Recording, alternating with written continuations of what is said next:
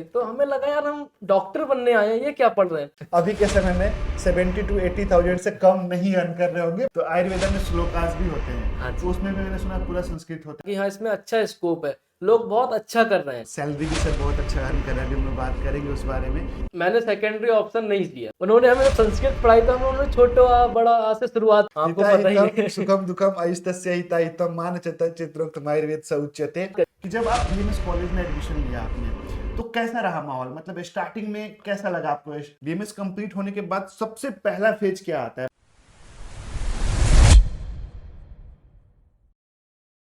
नमस्कार दोस्तों, जैसा कि मैंने आप सबको बताया था कि मैं बीएमएस की हर एक प्रकार की इंफॉर्मेशन आप सबको देने वाला हूं। तो आज की इस वीडियो में हमारे साथ है डॉक्टर सौरभ गंगवार सर, और आज हम सर के माध्यम से जानेंगे कि पूरी जो बीएमएस की 5.5 साल की जर्नी होती है कैसे रहता है, क्या क्या चीज़ें आपको फेस करनी पड़ती है, क्या स्ट्रगल होता है, कैसे पढ़ाई करना होता है, टीचर से कैसे कनेक्शन बना के रखना पड़ता है, सभी चीज़ें। मतलब कि अगर आप बीएमएस करने वाले हैं ना, और एक बीएमएस स्टूडेंट के दिमाग में जो जो चीज़ें आ सकती है, जो कन्फ्यूजन होती है, सारी कन्फ्यूजन क्लियर करेंगे। मैं आप सबको बता दूं कि हमारे साथ डॉक्टर सौरभ गंगवार सर है, और सिर्फ जो है ये एक हमारे गेस्ट ही नहीं बल्कि एक हमारे मित्र है, हमारे क्लासमेट है, हमारे बैचमेट है। हम सब ने जो है साथ में ही पूरी बीएमएस की ये जर्नी को हमने कंप्लीट किया। तो आइए जानते हैं सर के साथ, थोड़ा बातचीत करेंगे कि कैसा रहा सर सफर। सर अब आप बताएं कि नीट एस्पिरेंट जो बीएमएस करना चाहते हैं उनके लिए आप कुछ बताएं। नमस्कार दोस्तों, मैं डॉक्टर सौरभ। आज हम सर के पास आए हैं, सर के चैनल से जुड़े हुए हैं। तो आप जुड़े रहिए चैनल पे हमारे साथ, हम सारी बातें धीरे धीरे करके आपको लास्ट तक डिस्कस करते जाएंगे। सबसे पहला क्वेश्चन हमारा यही रहेगा आपके लिए कि आपने बीएमएस क्यों चुना? सर मैंने 2019 में अपनी +2 करी मेडिकल से। उसके बाद मैंने नीट की प्रिपरेशन करी।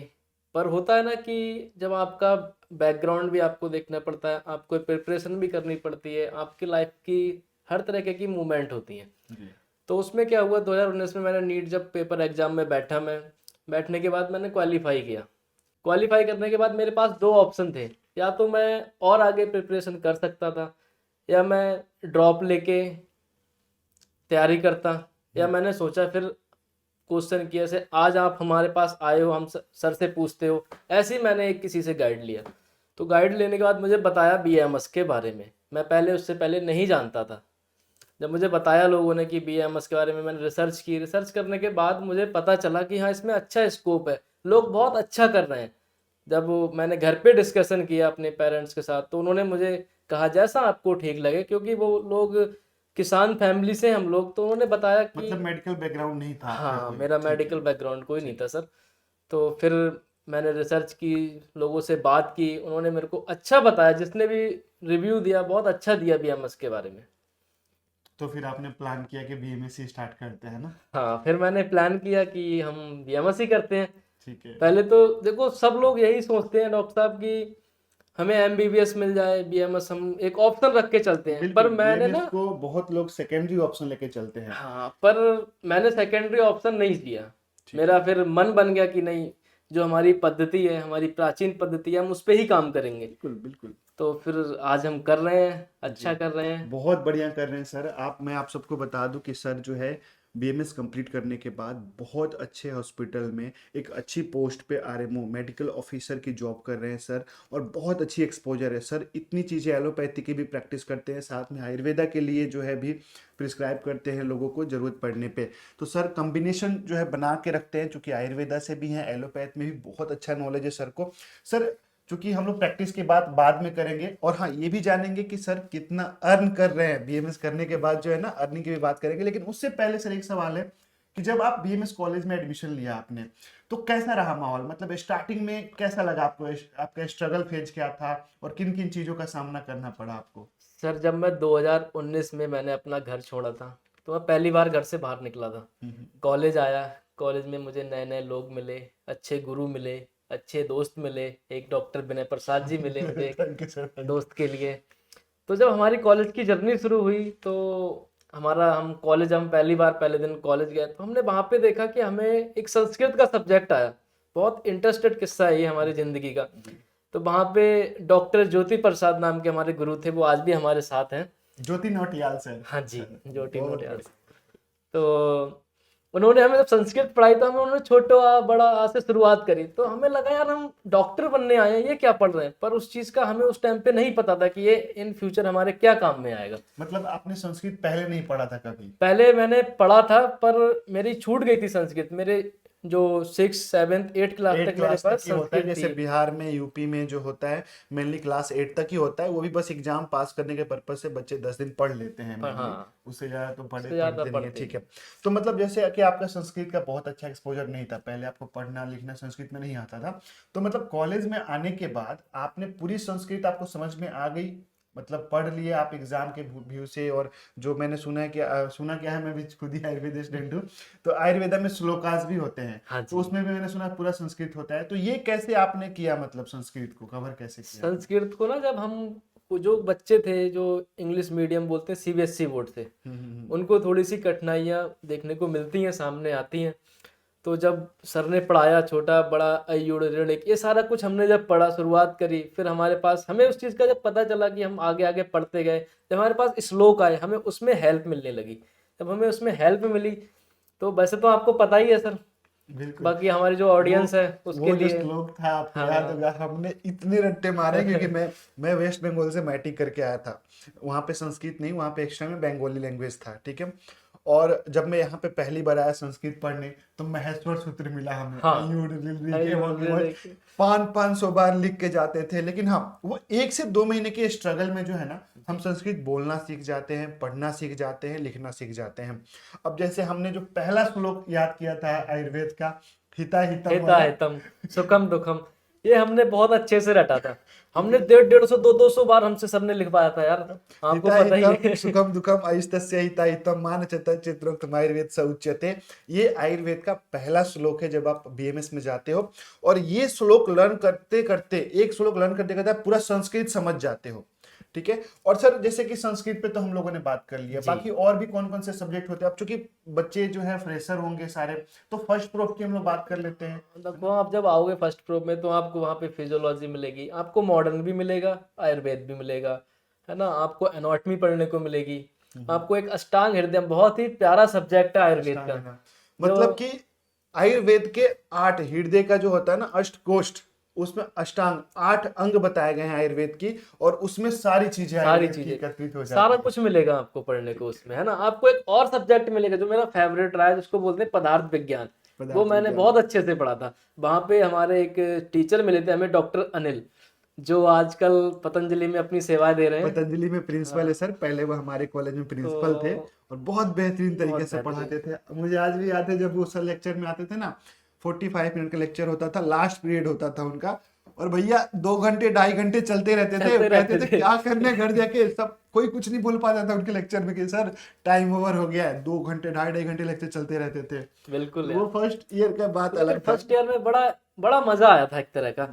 जैसे धीरे धीरे, क्योंकि हम शुरू शुरू में जाते हैं, हमारे अंदर इंटरेस्टेड होता है पढ़ने के लिए, घूमने के लिए, कॉलेज में सारा कुछ देखने के लिए, है ना। फिर एक टेढ़ावर हमें देखने को मिलती है, बॉडी आती है हमारे पास। कैडाबर पे हमें तो प्रैक्टिकल मिला ही था हाँ, फर्स्ट पे, फर्स्ट ईयर पूरा बिल्कुल। एक्सपोजर मिला था डेड बॉडी पे, मतलब कि चूंकि मॉडर्न और आयुर्वेद हम दोनों को लेके चलना हाँ पड़ता जी था, बिल्कुल। मतलब कि एनाटॉमी का जो है ना, आप बीडी चौरसिया जो एमबीबीएस बीडीएस बीएचएमएस बीएमएस सभी लोग पढ़ते हैं, आप वो मॉडर्न भी पढ़ोगे यहाँ पे, साथ में उसी सब्जेक्ट को आप आयुर्वेद में भी आयुर्वेद पढ़ेंगे, में भी रचना पढ़ेंगे, शरीर जो हम रचना पढ़ते थे। शरीर, क्रिया शरीर, हाँ। ये चीजें तो आपको सब मिलेंगी, बिल्कुल। है और ना। सर जैसे एग्जाम पैटर्न हुआ था हमारा, जैसे कि मॉडर्न और आयुर्वेद का कॉम्बिनेशन था, जैसे एनाटॉमी के 2 पेपर होते थे, एक आपका मॉडर्न पेपर होता था और एक आयुर्वेद होता आयुर्वेद था। होता था।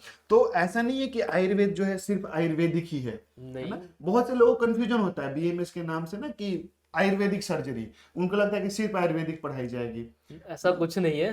आपको जितना आपको आयुर्वेद में पढ़ने को मिलेगा, उससे ज्यादा आपको बीएमएस में एलोपैथ में पढ़ने को मिलेगा, मतलब मॉडर्न में पढ़ने को मिलेगा। जी। तो ऐसे ही था, आयुर्वेद मॉडर्न मिक्स करके ही पढ़ना पड़ता है, तभी आप एक डॉक्टर बन के, जैसे सर से अभी हम लोग प्रैक्टिस की बात कर रहे हैं, सर जॉब कर रहे हैं, सर आयुर्वेद भी जो है करते हैं, सर जो है एलोपैथ भी करते हैं। सर अभी जो है, जो कि बीएमएस कंप्लीट हो गया हाँ आपका, जी। बीएमएस कंप्लीट होने के बाद सबसे पहला फेज क्या आता है? मतलब कि जब 4.5 साल की हमारी कंप्लीट हुई, फिर हम लोगों ने इंटर्नशिप स्टार्ट किया, जी तो बिल्कुल। इंटर्नशिप तक तो हम कॉलेज में ही सीमित रह गए। कॉलेज से बाहर निकलने के बाद आपने क्या फेस किया सबसे देखो पहले? जब एक BA MS doctor, complete doctor जब बन के बाहर निकलता है, तो उसके पास दो ऑप्शन होते हैं कि या तो वो पीजी की तैयारी करे, कुछ लोग पीजी की तैयारी साथ में ही कर लेते हैं, और कुछ लोग होते हैं कि कंप्लीट होने के बाद फिर तैयारी करते हैं, ठीक है। या कुछ लोग अपनी प्रैक्टिस करते हैं कि नहीं मुझे बस अपनी प्रैक्टिस करनी है, ठीक अच्छा है। पेशेंटों को ट्रीट करना है, पेशेंट ठीक करने का उनका मकसद बन जाता है। तो मैं अपनी बताऊं जर्नी, मैंने बीएमएस किया, बीएमएस करने के बाद मेरा था कि मुझे अपना प्रैक्टिस करनी है, अच्छी सेवाएं देनी है, मेरा मोटिव एक ही रहा है शुरू से और लेके। आप कर भी रहे हैं, बहुत मैं अच्छी हाँ प्रैक्टिस कर कर भी रहे रहा हैं। हूँ सर, थैंक यू। जो मेरा यही मोटिव था कि मैं लोगों की सेवाएं करूं, चाहे मैं अपना करके करूं या किसी के साथ जॉब करके करूं या किसी के साथ मिलके करूं। तो आज आपको पता ही है, सर ने आपने बता ही दिया कि मैं अपनी सेवा दे रहा हूँ। सर अभी जो है चूंकि बीएमएस कंप्लीट हो गया है और आप प्रैक्टिस भी कर रहे हैं, अच्छा सैलरी भी सर बहुत अच्छा अर्न कर रहे हैं, अभी हम लोग बात करेंगे उस बारे में। तो सर मतलब आगे क्या आपने पीजी के बारे में क्यों नहीं सोचा? सर मैंने ना पीजी के बारे में सोचा है, पर कुछ अपनी समस्याएं, हर पर्सनल प्रॉब्लम्स होती हैं, कुछ लोग उसको भी लेके चलते इंडिपेंडेंट, हैं, फाइनेंशियली इंडिपेंडेंट, इंडिपेंडेंट, ताकि फाइनेंशियली अपने स्ट्रांग पैसों से होना। कर सके आप पीजी हाँ अपने पैसों से आगे। कर सके, मैं साथ में तैयारी भी करता हूँ, ठीक है। प्रिपरेशन मेरी चल रही है, ओके। बाकी देखो जो ऊपर वाला बढ़िया समझेगा। होगा सर। मैं बताऊं आपको कि क्लास में बहुत अच्छा प्रेजेंटेशन था सर का, और पढ़ाई में तो बहुत अच्छे थे। और दूसरी चीज़ बताऊं आपको कि जहाँ पे सर अभी जॉब कर रहे हैं, अभी उसके बारे में थोड़ा सा हम लोग डिस्कस कर लेते हैं कि सर जैसे कि आप जहाँ पे जॉब कर रहे हैं उसके बारे में थोड़ा बताएं कुछ, कि आप किस डिपार्टमेंट में वर्क कर रहे हैं और सर कैसे। मैं ना अभी एक यहाँ पे भटिंडा सेंटर में दयाल किडनी हॉस्पिटल है, जी। मैं वहाँ पे एज अ आरएमओ अपनी सेवाएं दे रहा हूँ। तो वहाँ पे as a RMO ICU work मैं देखता हूँ, रेनल स्टोन के पेशेंट आते हैं मेरे पास, प्रोस्टेट के आते हैं, टेस्टिकुलर पेन के पेशेंट आते हैं, इस तरह के पेशेंट हम लोग ट्रीट कर रहे हैं। तो मैं जो यहाँ पे डॉक्टर दयाल प्रताप शर्मा जी हैं उनके जी। साथ में जुड़ा हुआ हूँ। ठीक तो है। कुछ लोग होते हैं ना कि आप एलोपैथ में जुड़े हुए हो, आप आयुर्वेद नहीं कर सकते, तो ऐसा नहीं है, मैं वहाँ पे आयुर्वेद भी चलवाता हूँ सर से, और सर चलाते हैं और एलोपैथ भी करते हैं। तो हम लोग आराम से, हमारा मकसद, मेन मोटिव ये होना चाहिए कि मरीज जो पेशेंट आता है वो ठीक हो। बिल्कुल। लोग लड़ते रहते हैं कि एलोपैथी आयुर्वेदिक ये सारा, ये नहीं मिक्स करना करके चाहिए। भी चला हाँ सकते हैं मिक्स जैसी करके चला रिक्वायरमेंट हो सकते हो जैसे पेशेंट को, है? रिक्वायरमेंट हो, है ना। जी।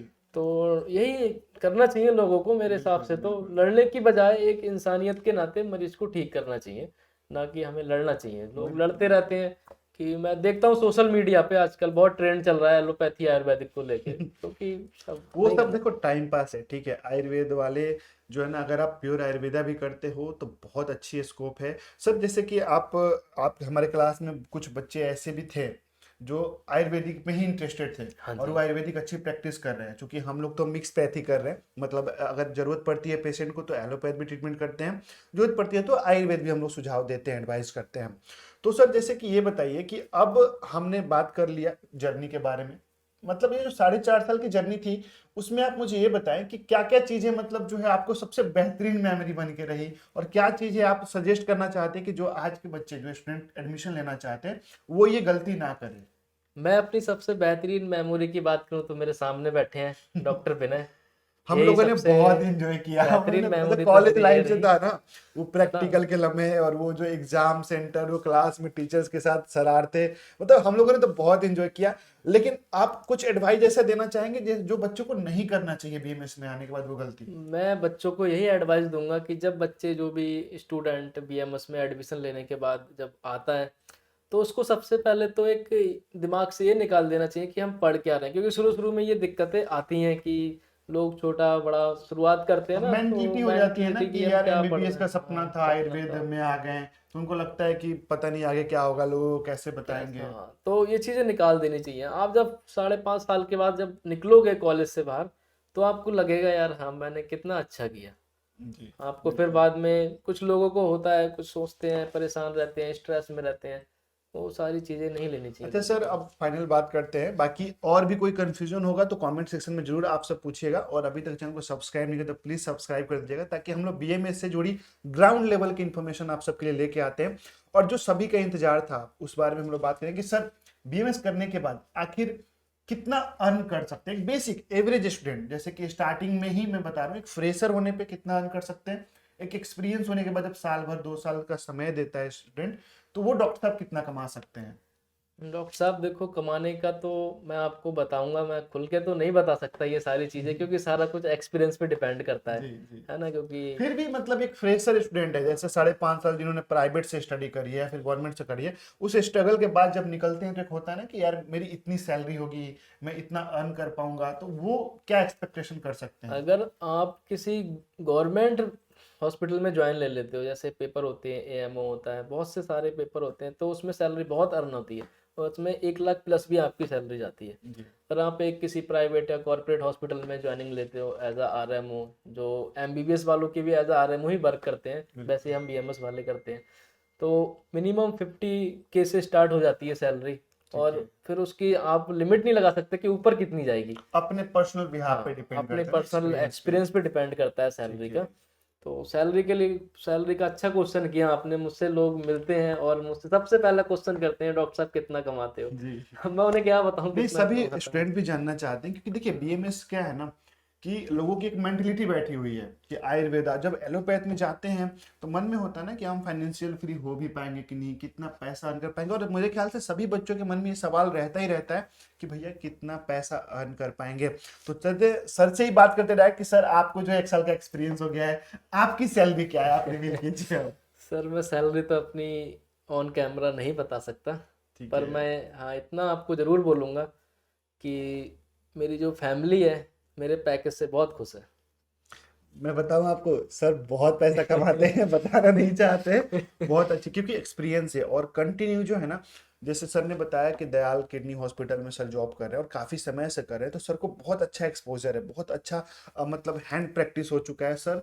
बहुत समय पे जो है ना, मतलब पूरा हॉस्पिटल मैनेज कर लेते हैं सर की अनुपस्थिति में, जो सीनियर सर है वहाँ पे जब वो नहीं रहते तो पूरी ओपीडी भी सर संभाल लेते हैं। आप समझ रहे हो कि कितना नॉलेज है सर को, एक्सपीरियंस है उसके बिहाफ पे। देखिए कोई भी खुल के नहीं बता पाता है सैलरी, बट मैं आपको बता रहा हूँ कि एक्सपेक्टेड जो मुझे लगता है कि सर जो है ना अभी के समय में 70 to 80 थाउजेंड से कम नहीं अर्न कर रहे होंगे। बाकी कोई बात नहीं, हम लोग जो है इस बात पे और भी चर्चा करेंगे नेक्स्ट वीडियो में। और किसी भी प्रकार की टॉपिक, किसी भी टॉपिक पे आपको कोई और जानकारी चाहिए तो देखिए ग्राउंड रिलेटेड की बातें होती है इस चैनल पे कि क्या क्या हम लोगों ने फेस किया, ठीक है, बीएमएस में क्या पढ़ना है, कैसे आपका एडमिशन होगा। नेक्स्ट सेशन में हम लोग बात करेंगे कि बीएमएस के एडमिशन में क्या क्या प्रोसेस का ध्यान रखना पड़ता है। तो उन सभी चीजों को जानने के लिए चैनल से जुड़े रहिए। और सर आप कुछ कहना चाहेंगे? बच्चे चूंकि अभी एग्जाम एडमिशन होने वाला है स्टूडेंट सभी का, तो उनके लिए जैसे नीट की प्रिपरेशन भी चल रही है, बच्चों का एग्जाम भी होने वाला है 21 जून को, तो उसके लिए जो है बच्चों को कुछ तो कहना मैं चाहेंगे? बच्चों से सिर्फ इतना ही कहूँगा कि आप जहाँ पे भी हैं, जिस भी फेज़ में हैं, आप बस मेहनत करते रहो।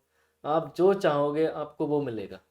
तो शाहरुख खान की कुछ लाइनें हैं कि जब आप मेहनत करते हो, मुझे तो इतना एक्टिंग में आता नहीं कुछ भी, पर वो है नहीं उसकी लाइन कि आप कुछ होती है मोटिवेशन हाँ, लाइनें होती है जो सुन के कि लगता है अगर कि आप किसी चीज़ को शिद्दत से पाओ तो आपको वो ज़रूर मिलती है, तो वो आपको बिल्कुल। ज़रूर मिलेगी।